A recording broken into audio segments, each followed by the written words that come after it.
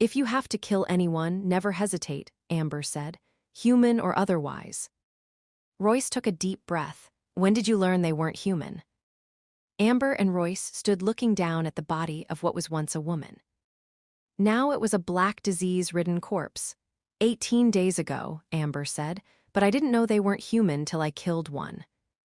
The memory of killing her first dead was as fresh in her mind as if she had killed it a minute ago. She had been hunting in the forests around White Smoke for deer when the weather changed. Her father had warned her not to go, but Amber had wanted to go for one last hunt before the snows arrived. You get caught out there, you'll freeze to death, he had said, but Amber knew how to survive in the wilds. Her father had been taking her out into the forest since she was a young girl. It was a clear day when she first heard the rustle of branches. Amber stopped and listened. Alaskan forests had many animals including bears. A deer would stop if it smelt something or sensed danger. Bears were different. A bear would keep moving. For such a large animal, they were able to move through the forest quieter than most people would imagine. Many a person had come into her father's store telling tales how a bear had snuck up on them and scared the life out of them. They had warned city folk if they saw a bear protecting her young, move away fast. A mother bear could be a very dangerous animal. The sound of the forest being trampled brought Amber back. Too heavy for a deer, she thought, maybe a moose. Amber listened. Behind her, she thought, her father had been full of wise sayings on life, and one of them was, if you don't know what you're hunting, don't hunt it. A deer would flee if it saw her. A bear was a different kettle of fish. On the ground in front of her, she saw a fallen branch. She picked it up, leaned one side against a tree, and cracked it in two with a firm stomp of her boot. It wasn't that loud, but in the stillness of the woods, it could be heard a good distance away. Far enough for whatever was around her to hear. Amber didn't have to wait long. Whatever it was started moving towards her. Not a deer, she thought. Amber chambered around on her 30-30 and waited. As the forest was crushed, Amber listened, her ear to the sound of the noise, no more than 100 feet away. For a strange reason, she felt something wasn't right. The forest was thick around her. Trees, undergrowth, and more. She was on a steep hill, up or down, she thought. She was unable to see through the trees. She knew this part of the land well. At the bottom was a small creek no wider than 20 feet in most parts and not more than a few feet deep. If it was a bear, she would have no chance of fleeing uphill.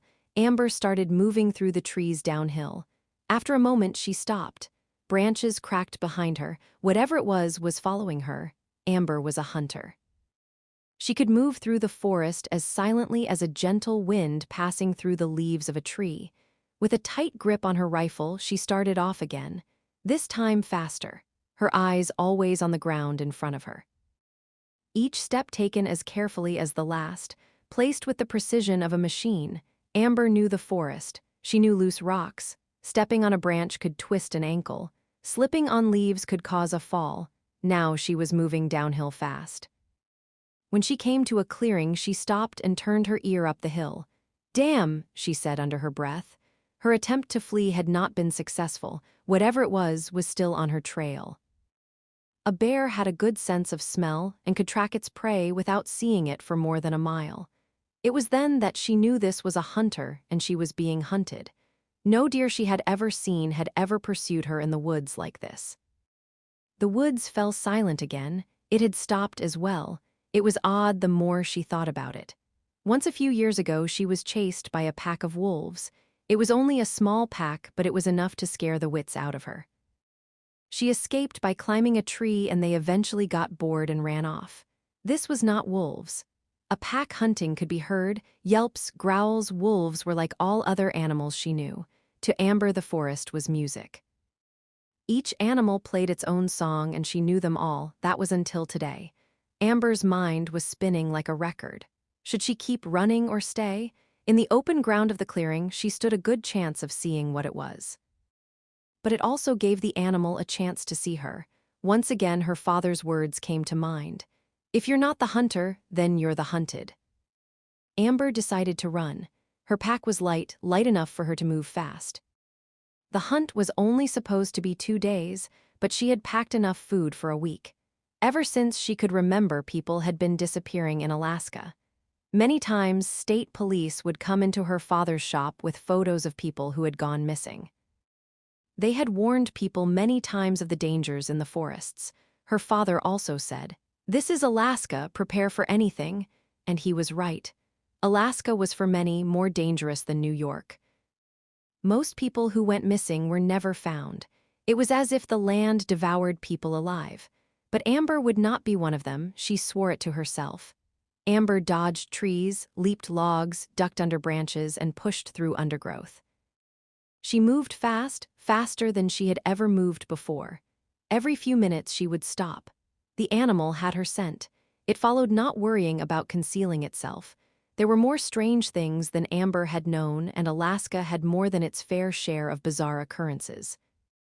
The descent was less vigorous than ascending upward, and before she knew it, she had hit the valley floor. Her breathing was calm and slow. Then she came to the small creek. In a shallow patch, she trod her way through. A few inches deep, not high enough to flood into her boots. She waited on the other side. Some animals feared water, but wolves and bears were not one of them. Amber crouched down beside a rock. She waited and waited, but nothing came.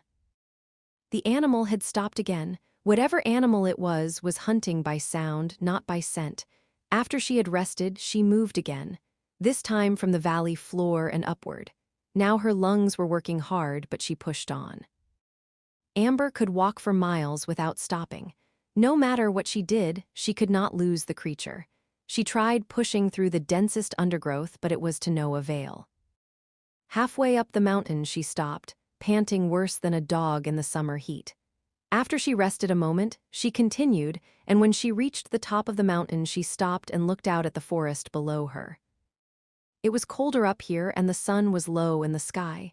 Night was coming, and she would have to stop soon. Despite the events of the day, she was still not panicking. She had her gun and more than enough ammunition. Amber sat on a fallen log and thought.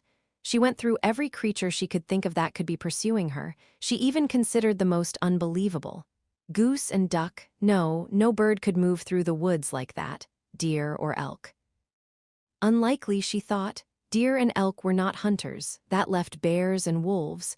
But the more she thought about it, the more she disregarded them as well. And then an odd thought came into her mind, something that struck fear into her.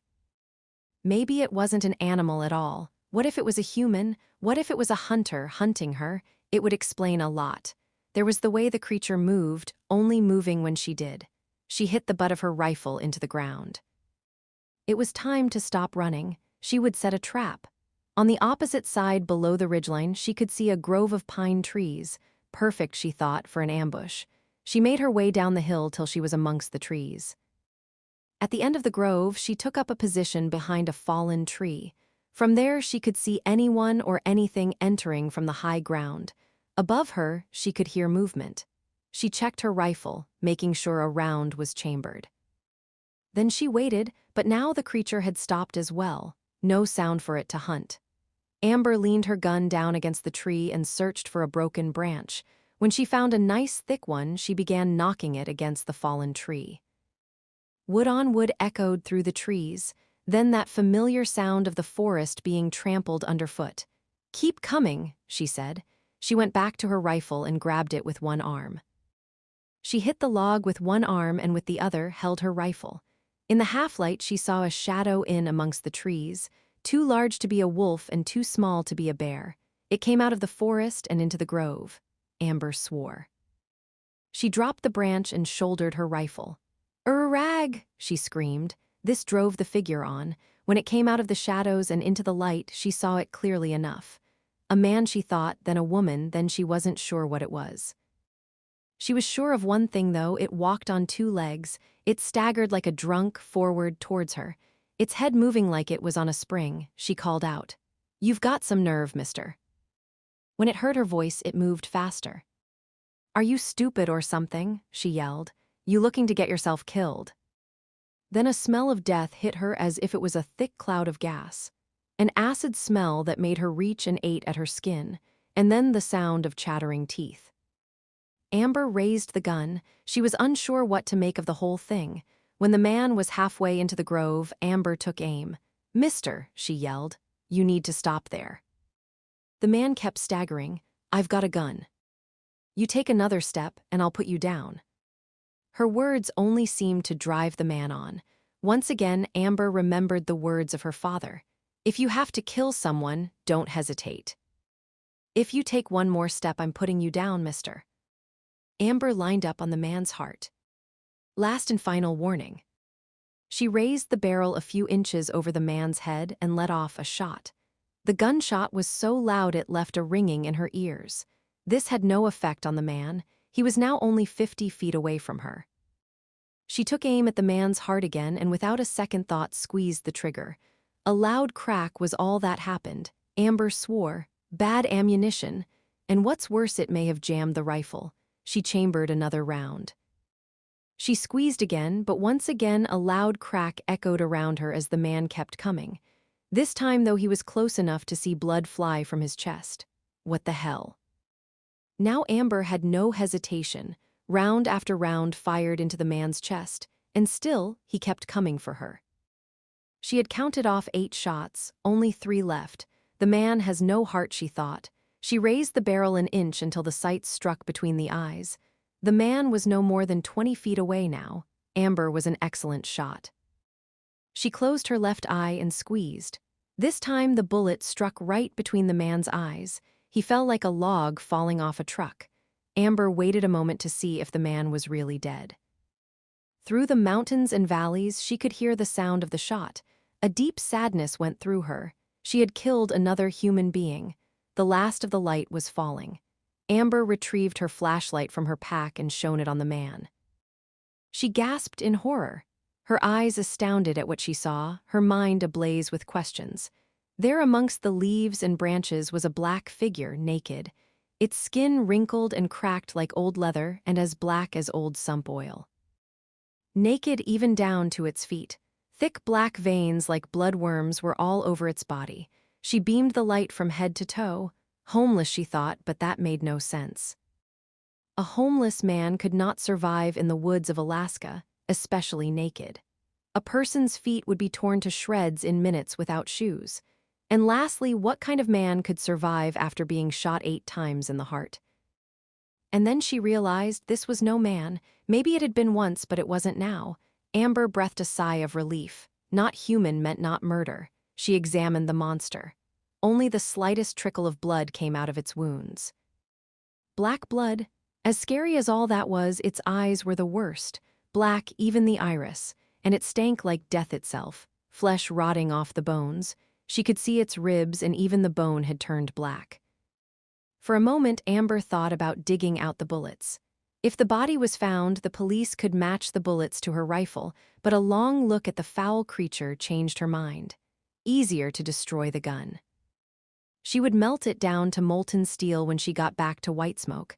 She would tell her father, but he would say nothing except to praise her. It was over now. Amber looked at Royce. And that's how I knew they weren't human.